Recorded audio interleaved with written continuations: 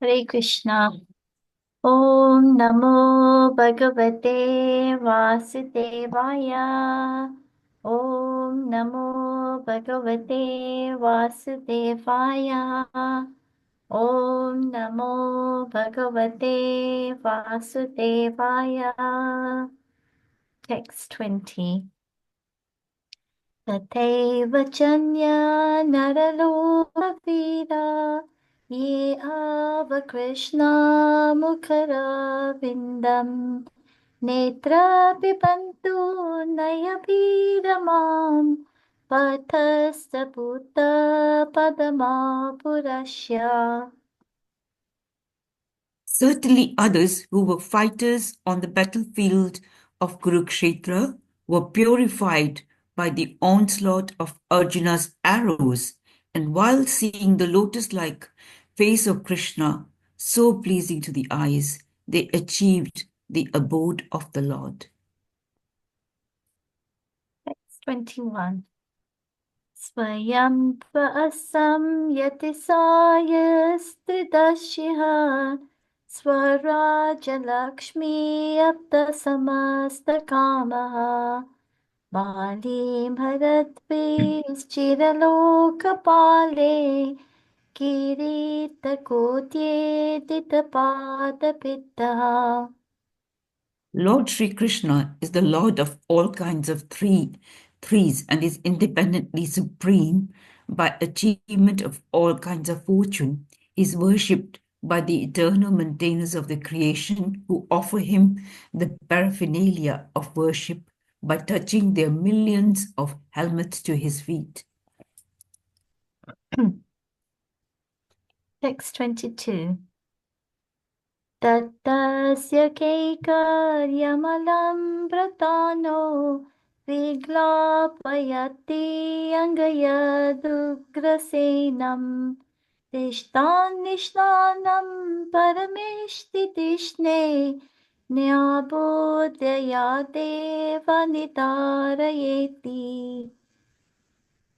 Therefore, O Vidura, does it not pain us, his servitors, when we remember that he, Lord Krishna, used to stand before King Ugrasena, who was sitting on the royal throne, and used to submit explanations before him, saying, O my Lord, please let it be known to you. Text 23.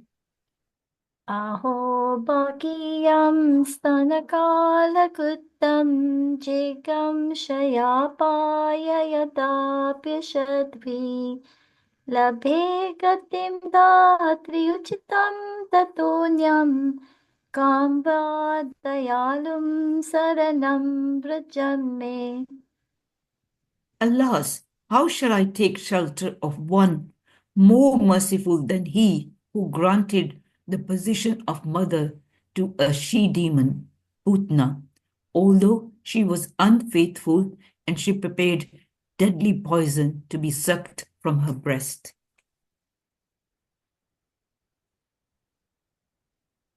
Text 24. Manye suran bhagavatam triyatishe samrambhamaga biniveshta chittan ye samyuge chaksata putram amse sunabhya yudam apatantam. I consider the demons who are inimical toward the Lord to be more than the devotees because while fighting with the Lord, absorbed in thoughts of enmity, they are able to see the Lord carried on the shoulder of Garud, the son of Traksha, Kashyapa, and carrying the wheel weapon in his hand. Text 25. वासुदेवस्य देवक्यं चतुर्भुजेन्द्रवन्दने चिकेषु भगवानस्य सम् अजेनाभियच्युता. The personality of Godhead, Lord Sri Krishna, being prayed to by Brahma to bring welfare to the earth, was begotten by Vasudev in the womb of his wife Devaki in the prison of the king of Bhoja.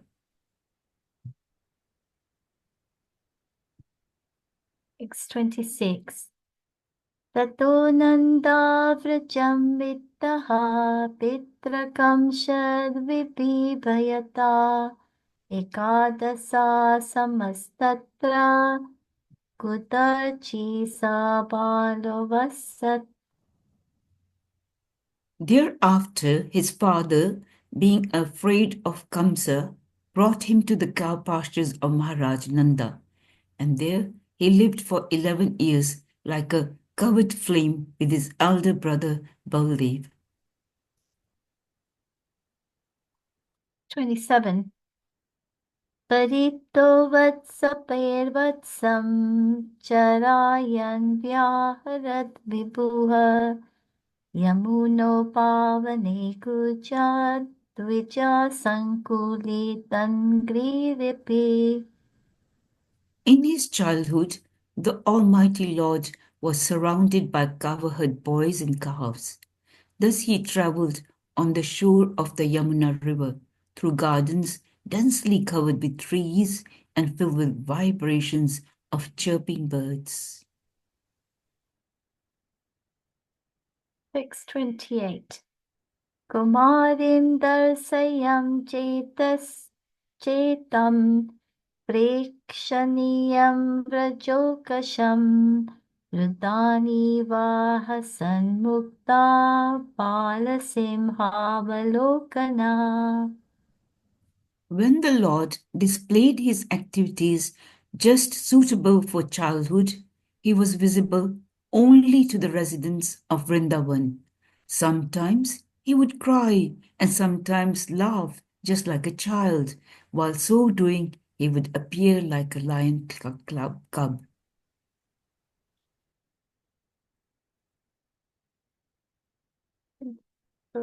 Text 29.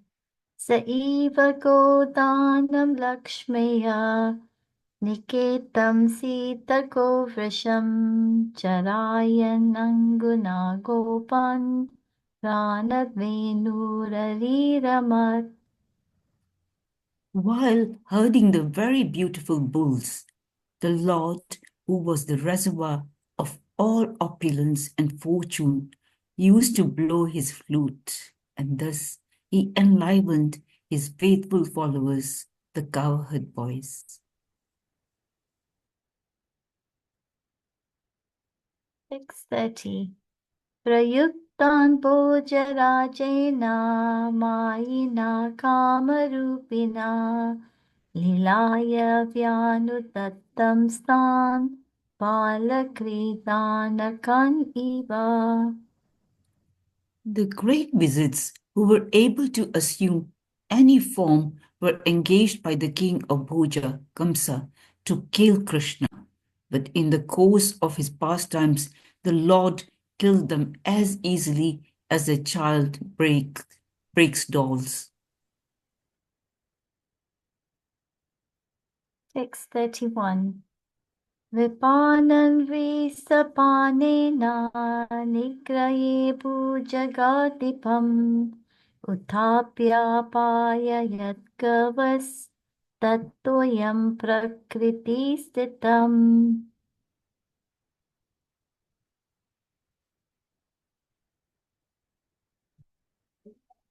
Translation, Mataji.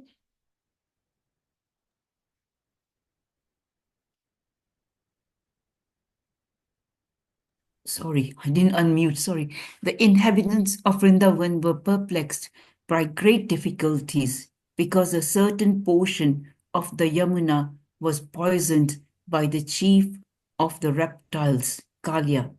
The Lord chastised the snake king within the water and drove him away. And after coming out of the river, he caused the cows to drink the water and proved that the water was again in its natural state. Text 32. अयैजयत् गोसवेनार् गोपराजं द्विजोत्तमये वितस्य चोरुपरस्य चिकीर्षांसद्वियं Vibhu. The Supreme Lord Krishna desired to utilize the opulent financial strength of Maharaj Nanda for worship of the cows, and also he wanted to give a lesson to Indra, the king of heaven. Thus he advised his father to perform worship of Go, or the pasturing land and the cows, with the help of learned brahmanas. 633. वसत्रिन्दे व्रजकोपात् भग्नामाने द्विहावलः गोत्रलीलातपात्रेण त्रतो भद्रानुगृह्णताय. O sober Vidura, King Indra, his honor having been insulted, poured water incessantly on Vrindavan, and thus the inhabitants of Raj, the land of cows, were greatly distressed. But the compassionate Lord Krishna saved them from danger with his pastime umbrella, the Govardhan Hill. 634. सरक्चाशीकारिमृष्टं मान्यन् राजेन्द्रमुखं गयाङ्कालपादं रेमे श्रीनामण्डलामण्डनः. In the third season of the year, the Lord enjoyed as the central beauty of the assembly of women by attracting them with his pleasing songs in an autumn night, brightened by moonshine. Hare Krishna. Krishna. Hare Krishna. Thank you so much, Mataji, for wonderful recitation. Harsha Mataji and Meenakshi Mataji, thank you so much. Our home internet, unfortunately, is down today. Several in our area who are under this company, our internet is down since several hours. So I will be on my handphone mobile today. So please bear with me. Jyoti Mataji has kindly agreed to share the Veda base for us as we are going to discuss chapter summary. So Mataji will show the verses on the screen and we will discuss the verses as much as we can in a very little time we have. I intend to conclude at 8:40, so we have 5 minutes for discussion at the end. So I seek your blessings and we try to discuss the shlokas today for our purification. So we will recite the Mangalacharan prayers together. Om Namo Bhagavate Vasudevaya. Om Namo Bhagavate Vasudevaya. Om Namo Bhagavate Vasudevaya. ॐ अज्ञानतिमिरान्धस्य ज्ञानाञ्जनशलाकया चक्षुरुन्मिलितं येन तस्मै श्रीगुरुवे नमः। श्रीचैतन्यमनोभीष्टं स्थापितं येन भूतले स्वयं रूपः कदा मह्यं ददाति स्वपदान्तिकं।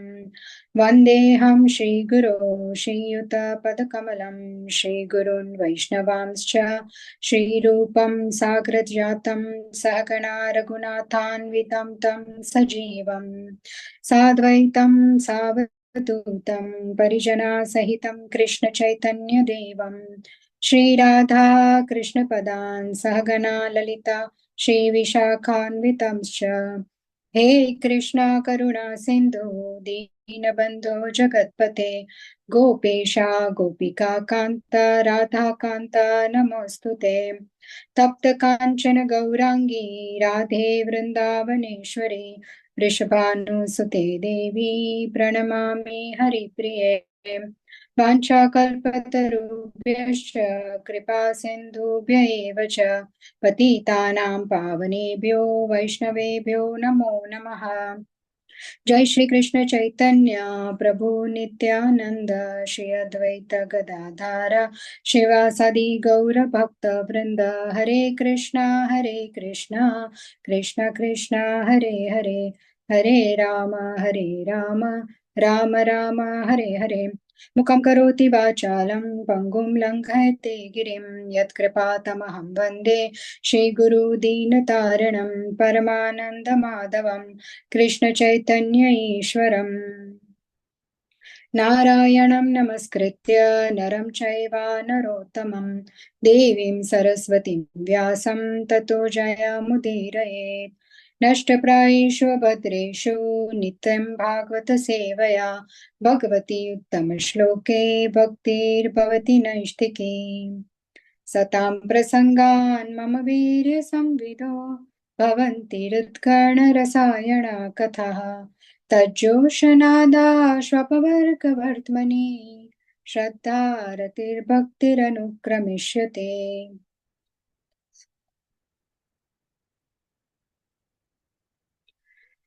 Hare Krishna, dear devotees. Welcome to Chat Plus, Srimad Bhagavatam, Canto 3, Chapter 2, Remembrance of Lord Krishna. So this is a very beautiful chapter. As we know, this has so many beautiful pastimes, this chapter. And Uddhava's love for Krishna, his emotions and feelings and spiritual ecstasy in separation of Krishna, we will see in the first 6-7 verses. Thereafter, he will be describing Krishna's pastimes, not in a very systematic way, but out of his complete ecstasy and feelings for Krishna. Thereafter, he will be describing. Okay, so the first breakdown, 1 to 6 verses, Uddhava's exalted position. 7 to 11, unfortunate situation of the Yadus and others. 12 to 14, Uddhava remembers the attractive beauty of the Lord. 16 to 24 is Lord's mercy and bewildering activities. And the last verses, 25 to 34, is a brief pastimes description of the Lord in pastimes in Braja. So, just to understand the way this chapter has started, to connect it with the first chapter, as we know that in the first chapter we saw the incidents that led Vidura to leave Hastinapur. He was giving good advice to Dhritarashtra, but Duryodhan became very furious and he told Vidura to leave and he insulted him with his harsh words. But as we know, Vidura took it very positively. And as the internal potency of the Lord is working on him and Maya is working on Duryodhan, he just left his bow and arrow on the doorstep and in the mood of Gatavyataha, without the care for position, he left the palace and he went to the pilgrimage. And we know that he wants to visit the temples, he takes bath in holy rivers. Then near Yamuna, he meets Uddhava. So, as this chapter starts, we know that Uddhava is a personal associate of Krishna in Dwarka. And Uddhava at that time was traveling to Badrikashram. And this pastime comes in 11th canto, 6th chapter properly. And in 10th chapter, 10th canto, first chapter, we learn that once in Dwarka, the Devatas, the demigods came to visit Krishna and they said that they they want Krishna to appear on earth and reduce the burden by killing the demons. So Lord did that. So now Devatas went to Dwarka and they said that now that you have done what is required, if there is no more things here, then you can depart to spiritual world. So Krishna will depart to spiritual world, but before that, he needs the Yadus to leave this material world. And so that is described in Canto 11, chapter 30 and 31. And the brief mention also comes in this Canto 3rd and 4th chapter about the Yadus. And then what happens is that first the Yadus left, then Balramji left. And before Krishna leaves, he meets Uddhav. And Uddhav also wants to go back to the eternal abode of Krishna with him. He says, I can't stay in separation from you, Krishna, so take me with you. But Krishna says he did everything that he had to, but he did not go to Badrikashram. So he is giving Uddhava a service to go to Badrikashram and give his message to the sages there. Thus, Krishna teaches 23 chapters of Uddhav Gita to Uddhav, that comes in Canto 11, which is a long philosophical episode in Srimad Bhagavatam, 23 chapters. And so this is the service Uddhav has got. So Krishna leaves to spiritual world, but Uddhav is having to go to Badrikashram. So this is the background, that on the way he meets Vidura, and Vidura is now asking several questions to Uddhav. What is the welfare of the relatives and etc. And Uddhav becomes very, very overwhelmed because he is already in a deep separation from Krishna, and he could not respond for 48 minutes, which is one muhurata, because he went in deep trance and he was on a spiritual trance. So Vidur understood this. See, it takes one to know one. A pure devotee knows another pure devotee. So Vidur understood that, right, Uddhava is in separation of Krishna and in his deep emotion and thoughts of Krishna. So he's not on the material plane at the moment. So then after 48 minutes, Uddhav starts speaking. And that is basically our summary up to verse 7. In verse 2, it is important to understand, Srila Prabhupada also mentions in the purport that Uddhav was so absorbed in worshipping the deity of Krishna and playing with the dolls of Krishna when he was young. That was his attachment to the Lord. And also, we know several examples as children, they were great devotees. Prabhupada, he was also a child absorbed in conducting Jagannath Rath Yatra. We know, in a donated chariot with his friends. And him and his sister used to worship Radha Govinda deities in their street as small children. Even Parikshit Maharaj got darshan of the Lord in the womb of his mother. So after he was born, he was examining everybody and searching for that same Krishna he had seen in the womb. And also we know Dhruv Maharaj, Prahlad Maharaj, these are the great devotees who were as children devotees of the Lord.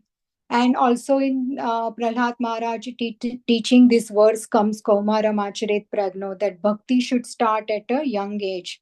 So, yeah, that is one of the things here. Then in verse 3 also, Uddhav's service attitude is mentioned in the purport nicely by Prabhupada. That I'm reading from the purport, that in the transcendental service, there is no saturation and therefore there is no retirement. See, on material level, people, when they become old, they retire. But on a spiritual or transcendental plane, our service attitude never retires, but it only matures as we grow older. So our sadhana should not stop because we grow older. In fact, Uddhav became more and more absorbed in his sadhana, chanting. We should read, we should speak Harikatha as much as, on the bodily plane we can. And thus Uddhava is absorbed in Krishna's Smaranam and Seva, as the purport says, and he's even got a service now from Krishna. Even though he's old, he has to go to Badrikashram and give the Uddhav Gita message to the sages there. So that is one of the lessons here, that in bhakti there is no retirement. Then moving on to verse 7 to 11, that is the unfortunate situation of the Yadus described here. Verse 7 has a very nice analogy of sun and Krishna. So Srila Prabhupada explains beautifully by the example of sun.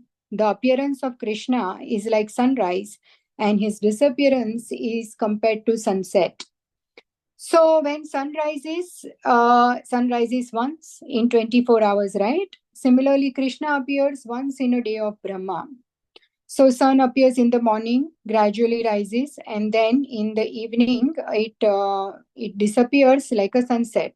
Similarly, Krishna disappears in one universe, Prabhupada says, and simultaneously appears in another universe.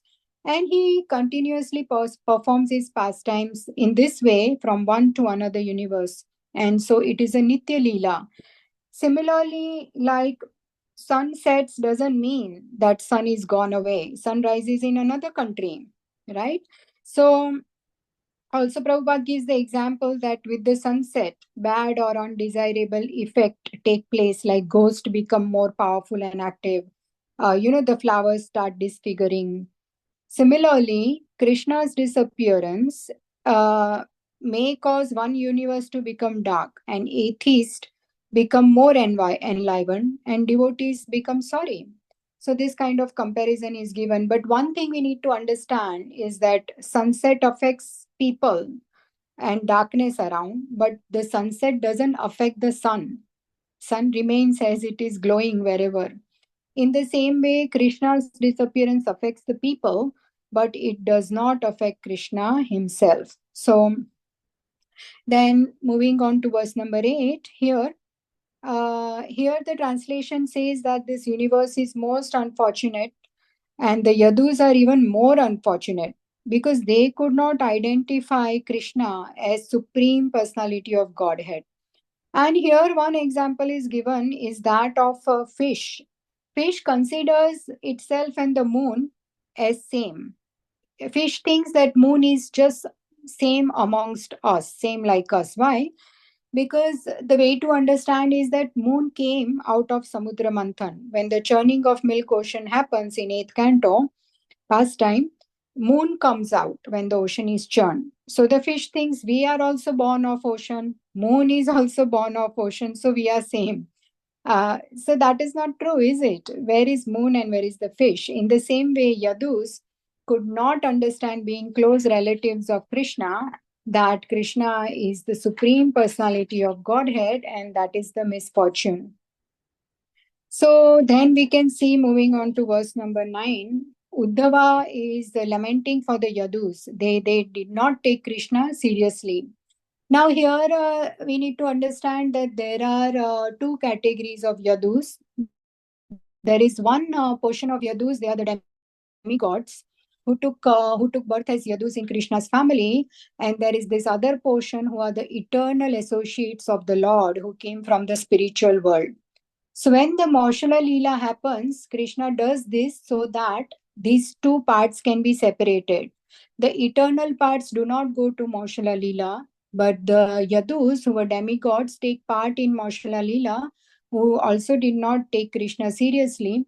So if Krishna leaves this world, they might actually become dysfunctional, and they may not be able to even live separately, even the eternal parts without Krishna, those who were eternal parts associate. So the demigod part of the Yadus go to Maushala Lila and they die there fighting with each other and go back to their respective places. And the eternal parts, they go back to spiritual world. They do not take part in Maushala Lila. So the background of Maushala Lila quickly is that we know Samba, who is Jambavati's son.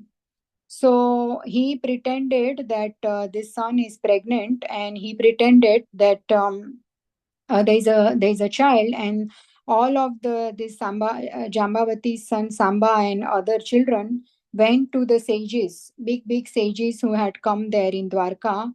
He dressed as a pregnant woman, and the boys mocked them. That, can you tell us whether the child born will be a girl or a boy? So the sages obviously understood this prank, and they cursed them that the iron club will be born and it will become the cause of destruction of your entire dynasty. So then Ugrasen Maharaj suggested to grind this iron club, to powder it and immerse it in ocean. So the particles were put in the ocean. By the waves, these particles came on the shore and they grew as big canes. And when the Yadus came to Prabhashetra, they fought with each other with the same canes and they left this world. So that is the Maushala Leela, and that is the background of the Yadus, how they go back to their respective places, after whom then Krishna also leaves this world. So in the 10th verse, it is explained that there are some people who are affected by Lord's material energy. They get confused, they get bewildered, and they take shelter of the temporary. But those who are pure and dedicated devotees of Krishna do not take Krishna for granted. So yes, the devotees of the Lord never take Krishna granted. And we know there is also this verse in Bhagavad Gita 9.11 that materialistic people cannot understand Lord's divinity, about the mudhas. avajananti mammudha manushim tanumashritam param bhavam ajananto mama bhuta maheshwaram. Fools deride Krishna when he descends in the human form. They do not know his transcendental nature as the supreme lord of all that be. And there is also one more verse, 7.25 Bhagavad Gita. Naham prakasha sarvasya yogamaya samavritaha. Mudoyam nabi janati loko majam avyayam. Krishna is not obliged to reveal his divinity to everyone, right? So only some who are fortunate, surrendered, who got Krishna's grace and mercy will be able to understand Krishna's divinity and never doubt his plan. Then the 11th verse says that there are unqualified people who were unable to see Krishna due to not executing required penance. And so Krishna just disappeared from this planet. 12 to 14 verses, Uddhav remembers the attractive beauty of the Lord. So verse number 12, I would like to recite that. It's on the screen, Mataji, verse number 12. I will recite. It's a very, very beautiful shloka. It is quoted many times by Prabhupada, many times also. So, Yanmartyalilौ paikam swayoga maya balam darshayata grihitam विस्मापनं स्वस्य च सौभगर्धे परं padam bhushana bhushanangam. So the last line, param padam bhushana bhushanangam. We know that when someone wears ornaments, they look beautiful. It increases the person's beauty when they wear ornaments. But Krishna is actually the ornament of all the ornaments. Because Krishna wears them, the ornaments look beautiful. So Krishna is increasing the ornament's beauty. And also the verse, it means Yanmartya Leela Paikam Swayoga Maya Balam Darshayata Grihitam. When Krishna appears as human being, some people misunderstand him. Some devotees relish his pastimes very nicely. So he appears by his own internal potency, right? Leela Upayikam, just suitable for the pastimes. He takes birth accordingly in this mortal world by his internal potency. His form is Satchidananda Vigraha. So, even being in the material world, his body is completely spiritual. And even Krishna's personal expansions become very excited to see his beautiful form of Krishna. So, here there is one story that once Lord Vishnu wanted to have darshan of Krishna of Vrindavan, on the Bhauma Vrindavan. So what he does, he kidnaps the small Brahman children in Dwarka city. So then Arjun and Krishna both go to Mahavishnu Loka to retrieve these boys. And when they go, even Vishnu, different avatars, incarnations of Krishna and Devtas, they all get so attracted to see Krishna's human form and the pastimes. They are so enchanting and they are so charming to everyone. Even Vishnu and demigods got attracted to see the beauty of the Lord. So such is the beauty of Lord Krishna. And as we discussed, Parampadam Bhushana Bhushanangam. So similarly, verse 12, 13, 14 has the similar theme. Even verse 13 explains that Krishna's beauty is unsurpassable. You know, all the demigods assembled in the Rajasuya Yagna also concluded that the auspicious beauty of Krishna surpassed the dexterity of Brahma in creating beautiful objects. So some people, they don't know that Krishna is actually the father of Brahma. So Krishna created Brahma, and Brahma is Shrushti Karta for other living beings, but he is not the Karta, Shrushti Karta for Krishna.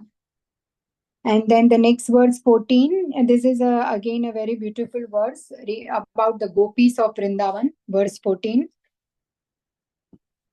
Yasya plutaha sarasa lilavaloka pratilabdhamanaha व्रजस्त्रियो दृग्भिरनुप्रवृत्ता धियो वतस्थु किल कृत्य शेषाः. So the verse says that Supreme Lord Krishna completely captivates the minds of the gopis. Gopis are constantly remembering Krishna's laughter, his Rasalila, his most divine dancing pastimes, and they are so attracted to Krishna. And Krishna, interacts with the gopis.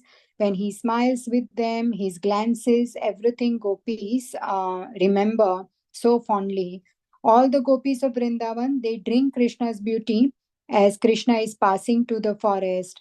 And they are so absorbed in Krishna sometimes that they cannot even complete their household activities, and these activities remain pending.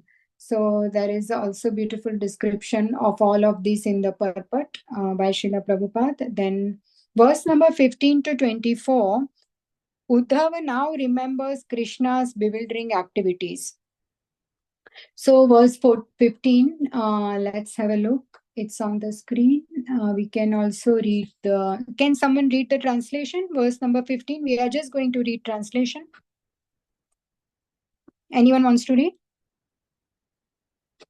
Read Hare Mataji. Krishna Mataji. Hare Krishna. Yeah. Yeah. Translation, yeah? Yes, please. Okay.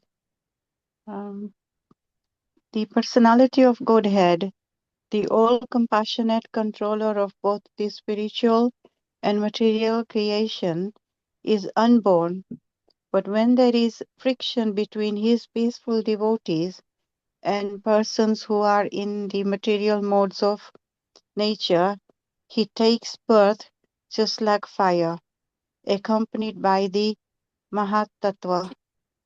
Thank you, Mataji. Yeah, so this verse explains that Krishna is, although he is unborn, but to protect his devotees, he descends on this planet compassionately to give protection to his devotees who are harassed by non devotees like Kamsa.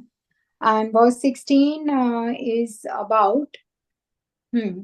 Verse 16. So here Uddhav says that his intelligence is completely confused and bewildered by thinking of Krishna's contradictory activities. So in the purport, Srila Prabhupada explains what are the different contradictory activities of, Krishna. So we can see from there the 3 points that although Krishna is unborn, he takes birth, right? He took birth. And the word says here Vidambanam. Here there is one word Vidambanam.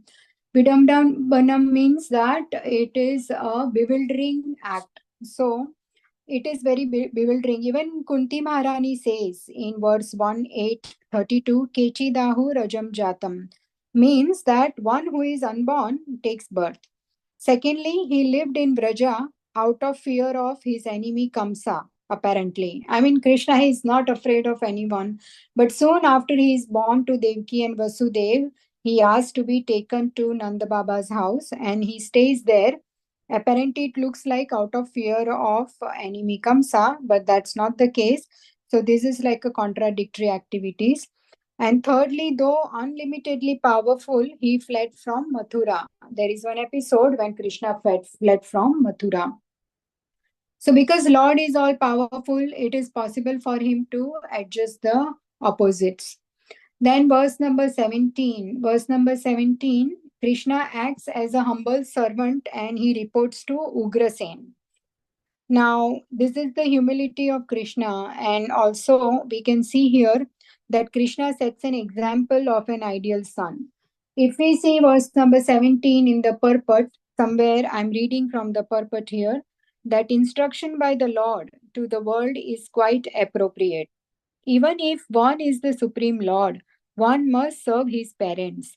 A son is indebted to his parents in so many ways, and it is the duty of the son to serve his parents, however great the son may be. So we can see Krishna sets perfect example of being an ideal son here. And at the same time, the lesson here is that even pure devotees, they may have to undergo unpleasant circumstances, but they did not blame Krishna. For example, Devki and Vasudev, they waited so many years to get darshan of their son, but they did not lose faith in Krishna. Krishna never deprives mercy to his devotees who deserve it. So, yes, he may test his devotees, but he is not ignoring or neglecting them. And as a sadhaka or practicing devotees, we should have a lot of patience and trust in Krishna's intentions and integrity. So that is one of the lessons from the verse number 17. We can see that. And verse 18 says, someone wants to read the translation again? Verse 18, translation, please. I can read, Mataji. Sure, sure. Thank you, Mataji. Translation. Who, after smelling the dust of his lotus feet even once, could ever forget it? Simply by expanding the leaves of his eyebrows, Krishna has given the death blow to those who were burdening the earth. Yes, very nice. Thank you, Mataji. So here, what is the meaning of smelling the dust of the lotus feet of Krishna? Basically, it means practically to take shelter of Krishna. One who has taken a shelter of Krishna once, they will never leave those lotus feet. And even Krishna never leaves his devotees once we have taken shelter. Even sometimes we may become a bit go out of our lose the path, but Krishna will bring us back. Somehow he will show his mercy and bring us back to track. And in Bhagavad Gita also there is verse 2.40, Neha Vikramanashosti. Wherever we stopped bhakti in one birth, next birth we will start from there. So Krishna will definitely show us the way, and he will never leave us, and he will help us to advance nicely in bhakti.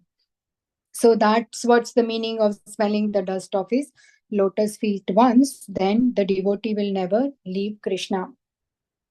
And also in verse 18, there is this mention is there that, is it this verse? Okay, no, it comes further up. Then verse number 19 is about the Rajasuya Yagna. Once Yudhishthir Maharaj did Rajasuya Yagna, and in the Agra Puja, he honored Krishna. But Krishna never expects such honor. He preferred to stand at the main gate of Yudhishthir Maharaj palace, and he took up the service of washing feet of all the guests who were arriving. So this is the humility of Krishna. And so at this point, we can also see from different pastimes that we saw till now, how Uddhav is explaining Yadus, then he's talking about the gopis, then he talks about the contradictory activities of Krishna.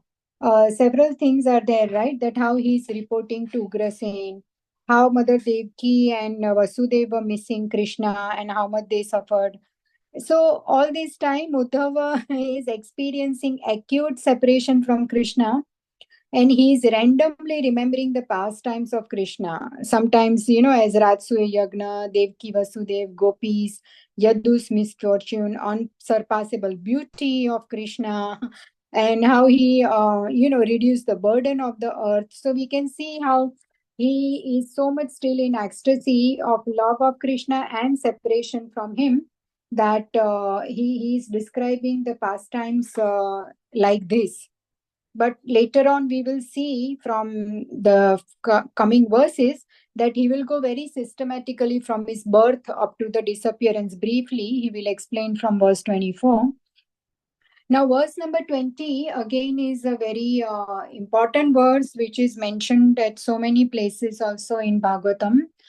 तथैव चान्ये नरलोकवीरा य आहवे कृष्णमुखारविन्दं नेत्रैः पिबन्तो नयनाभिरामं पार्थास्त्रपूतः पदमापुरस्य.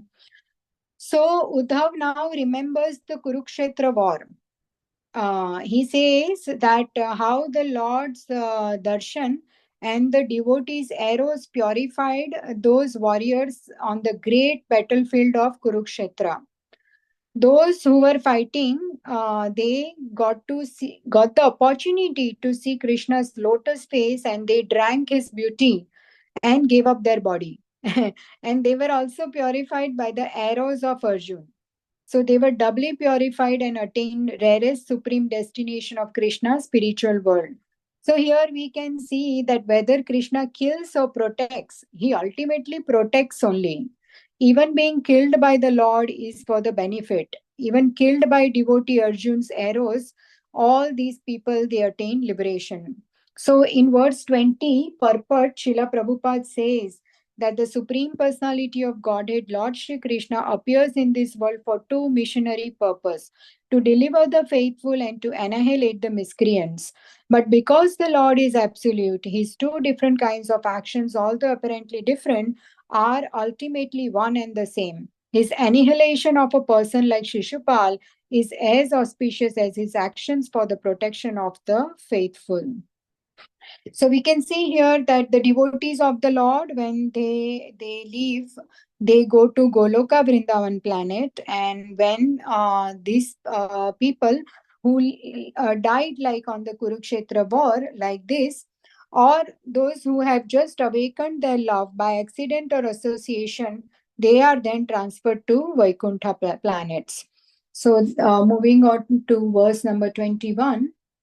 Verse number 21 says that there is no one equal to or greater than Krishna. Srila Prabhupada says, so that means Krishna is Asamordhva. And we know verse 7.7 Bhagavad Gita, Matta Parataram Nanyat Kinchidasti Dhananjaya. Secondly, we know in this verse that Swayam Tva Asamyati Shayas Trayadisha. Yeah, I remember discussing this a few days ago, Trayadisha. And all the devotees participants had put together that what is Krishna, the Lord of threes. He is a Lord of three worlds, three modes, Sattva, Rajas, Tamas, three Gunavtaras, Brahma, Vishnu, Shiva, three pairs of opulences. We know here in the Purport Srila Prabhupada says wealth and beauty, renunciation, power, knowledge, etc. Right? And he is the Lord of the three qualities, three Purushas. Srila Prabhupada says in the Purport. Yeah, and also he mentions Chit Shakti, Maya Shakti, Tatastha Shakti. All these he is Lord of.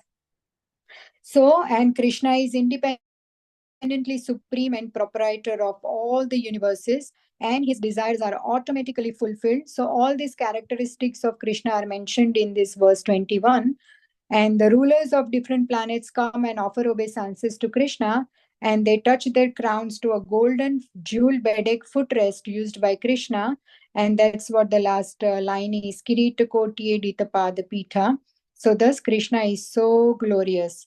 Verse 22 mentions Krishna's humility, how he becomes, subordinate of Ugrasen. First, he is the one who enthroned Ugrasen as king, and then he comes and reports to him, this happened, that happened.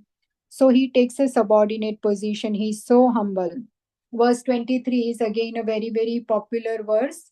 Aho bakiyam stanakalakutam jigamsayapa yadapya sadhvi lebhe gatim dhatriuchitam tatonyam kamvadayalum sharanam vrajema.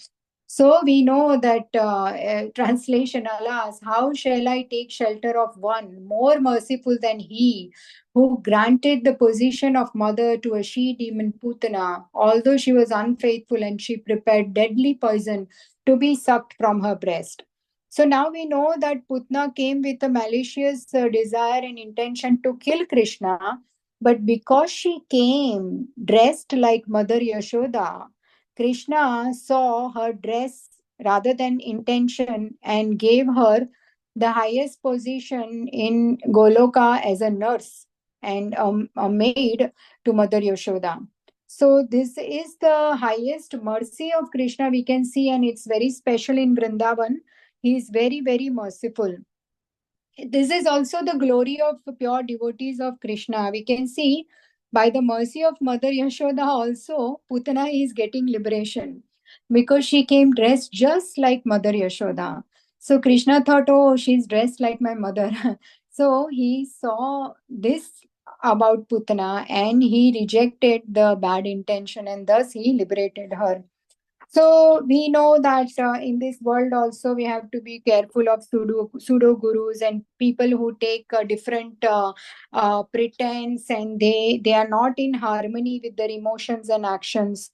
Externally they look nice, but internally they have malicious intentions. And I remember discussing, we all had put some examples together of Indra, how he acts like Brahmana and he steals the horse of Prithu Maharaj Ashwamedh Yagna.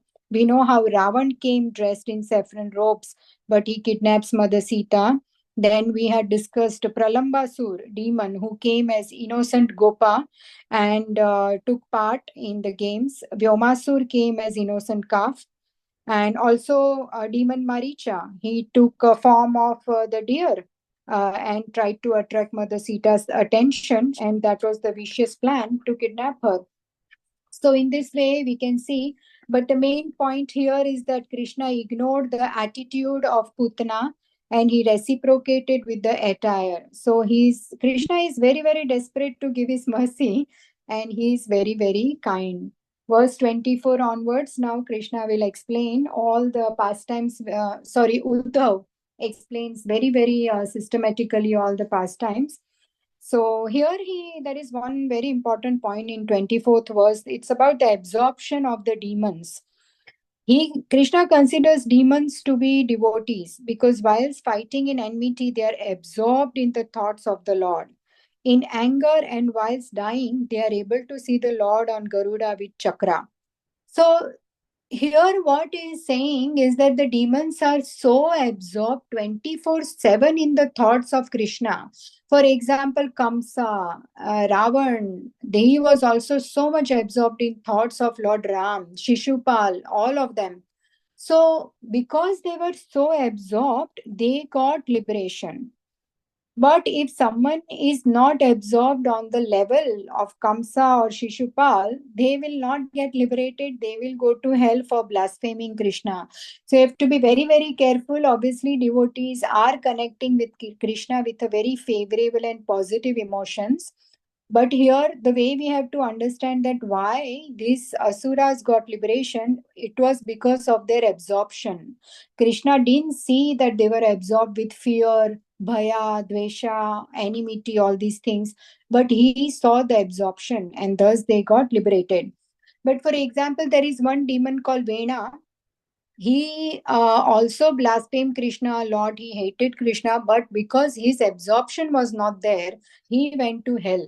So this also discussion comes in 7th canto of Bhagavatam in detail. If you want to read up, we don't have enough time to go through, but 7.1.30 words Kama, Dveshat, Bhayat, Snehat also explains this, that how by lust or hatred or fear, with these negative emotions which are not recommended, but because these demons were so absorbed that finally they also got liberated, they connected with Krishna in that way and got liberated. But the devotees of the Lord love Krishna and they do man mana bhava mad bhakto madhyajimam namaskuru. So 25 to 34 verses are pastimes in Braja. I will just describe in one line. Now Uddhava describes Krishna's pastimes in a systematic manner. Verse 25 is about birth of Krishna. He was born to Vasudeva and Devaki at the request of Brahma for the welfare of the earth. Verse 26 is Mathura to Vrindavan. Out of fear of Kamsa, Vasudeva brought Krishna to Vrindavan, where Lord stayed with Baladev for 11 years like a covered flame.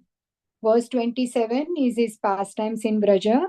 Krishna performed pastimes in Braja's beautiful forest on the banks of Yamuna in the association of all the cowherd boys and cows. And Balramji would message Krishna and some Gopas will sing song. He will massage Krishna. Balramji will massage Krishna's feet. Some Gopas will sing to Krishna. And thus they will have great fun in the forest of Vrindavan in Sakhyaras. Verse 28 says, Krishna displayed the activities of a child to Vrajvasis, and when the demon attacked, he appeared as if struck with wonder, but killed them like a lion cub. Verse 29 is Krishna's flute playing pastimes. Now we know that 10th canto, one full chapter is dedicated to Krishna's flute pastimes called Venu Gita. And it will also describe how what impact Krishna's flute song has on gopas, gopis, rivers, cows, calves, trees, birds. So we will see that in detail. It comes in 10th canto. Verse 30 is that Krishna is killer of demons. In the course of his pastimes, Krishna casually killed the demons sent by Kamsa as easily as a child breaks the dolls. And verse 31 describes he is a subduer of Kalia. Lord chastised and drove away Kalia and made the cows drink the poison-free Yamuna waters. So that description will also come in detail in 10th canto. And 32 and 33 verse explains this most beautiful pastime of Govardhan pastime. Now is the Kartik month. This pastime happened in the Kartik month along with Mother Yashoda tying Krishna by the wooden mortar, and also Krishna killing Agasur pastime happened in Kartik month. So thus Krishna protected the Vrajvasis from the devastating rainfall created by Indra, and Krishna protected even Indra from his own false pride.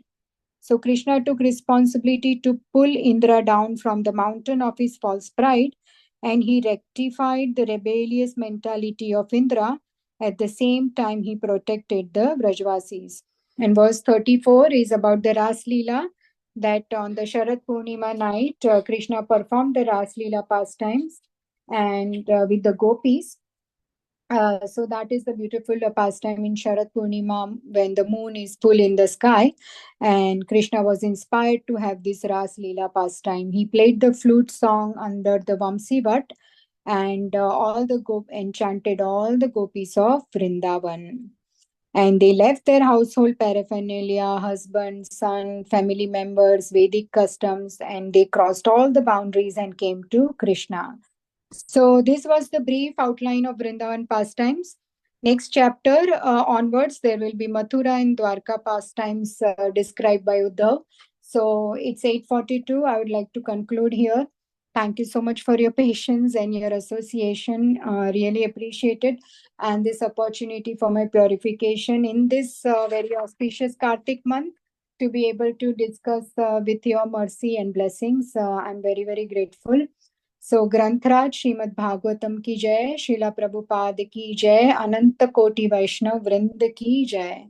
Do you have any comments or anything that you liked from this chapter that you want to mention? Your reflections. We have few minutes. Hare Krishna, Mataji. Hare Krishna Mataji, who is that? Hare Krishna. Hare- Neela Vasana Mataji. yes, Devi Mataji. Dasya. Danvat Pranam. Hare Krishna. Pranam, Mataji. Just one question Yeah. regarding liberation. Hmm. In the Kurukshetra, battlefield of Kurukshetra, there are two sides fighting, like Pandava, they are like righteous, they are like fighting Dharma Yudh, and Duryodhan is like Adharmi, yeah, Yes, he yes. is not fighting the righteous war. So they say that if a Kshatriya dies on the battlefield, they go to heavenly planets. Yes. So, but Duryodhan is fighting for the wrong reasons. Would he still go to heavenly planet Hmm. for sacrifice? I mean, like for Oh, dying on the battlefield, or yes, he? Mataji. Mm, So, yes, it's a very good question. So, the explanation that Acharyas give is that whoever died on the battlefield of Kurukshetra, mhm. seeing Krishna as God, understanding him as the Lord, taking his darshan, they died, then they will go back to Godhead.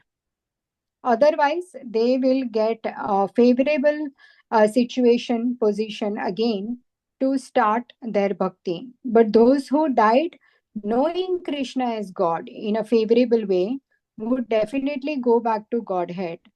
And those, as we mentioned earlier, those demons also, because they were so absorbed 24/7 they are doing mananam, manmanha bhava, not as mad bhakto, but they were so absorbed that even they get liberated. So Krishna saw their absorption. And even at one point, Krishna was feeling so sorry for Duryodhan. His heart was melting for Duryodhan that he is not able to understand this simple thing. So Lord is very, very merciful. And if he is present on the battlefield himself, those who saw seeing him will definitely go back to Godhead, those who saw him as Lord. Otherwise, they will get favorable situation, Mataji. That is my explanation or understanding. I hope Yeah. it makes sense. I was It's like, not there was still a completely black little and white. doubt. Yeah. Yeah. Yeah, I was Sorry, Mataji. wondering that in a case of Kurukshetra, war of Kurukshetra, because Krishna was present there, Yes. it's a different situation. But otherwise, Hmm. if somebody is fighting an unjust war, that would Hmm. definitely go to hell, isn't it? Yes, Yeah. of course, because Mm. remember there was one example when we were doing Bhagavad Gita that if a soldier kills in a war under the order of his superior, he is not punished because he is doing his duty. He kills the enemy as a duty, he will not go to hell. But the same soldier, if he comes home and kills his neighbor without any authorities' direction or orders, he's not doing his duty, he will be caught by police and punished. Does it make Okay. sense? So, Yeah. those who are doing duty by superior Mhm. order in a righteous way, Yeah. their dharma is to kill. So that's why Krishna says in Bhagavad Gita, Sarva dharman parityajya mam ekam sharanam vraja. So he's saying, do your duty, but the main duty is to please Krishna. If we are pleasing Krishna by our duty, then that is the right duty. Sarva dharman parityajya means that you please me and do it in that way. And how we will please? We will please by following the Shastra. So we will be doing all the right things if we follow all the rules and regulations and prescriptions given in the Shastra, like 4 regulative principles and chanting 16 rounds. We can't go wrong, right, Mataji? So Yeah. that's what Krishna says, that Mamevam Sharanam Raja means he is very happy with Arjun because he understood the point that yes, I am fighting not just as my duty, but because it is the order of Krishna. This will please Krishna. So bhakti involves doing our work with love. And karma means just doing our prescribed duty and thereafter offering it to Krishna. That is also good at our level, but bhakti is moreover doing something with love. From the beginning only our consciousness is I want to please Krishna. Whether today I am cooking, then what I am cooking, it is for Krishna. As a student, if I am studying, then my goal is to please Krishna. If I am earning, then with that, my goal is to ultimately please Krishna. I will use that Lakshmi in the right way in my spiritual activities for my family. I mean, does it make that's why bhakti is a step above karma yoga. Bhakti yoga is that's how. Okay. Yeah, I don't it know. does make Does sense. Yeah, no, it does make sense, Mataji. Yeah. Thank you so much. Thank you so Thank you. much for your question and introduction. It's nice that at the end, even if someone wants to share something really they want to take home from this chapter or that they like some points, then that's nice to interact. Okay. All right. Fine then. It is 8:48. So thank you so much, dear devotees. Vancha kalpatarubhyascha kripa sindhubhya eva cha patitana pavanebhyo वैष्णवेभ्यो नमो नमः अनंत कोटि वैष्णव वृंद की जय शिला प्रभुपाद की जय की जय हरे Krishna Thank you, Mataji. Hare Hare Krishna. Thank you. माता Thank you, Mataji. Hare thank you Krishna. माता जी हरे कृष्णा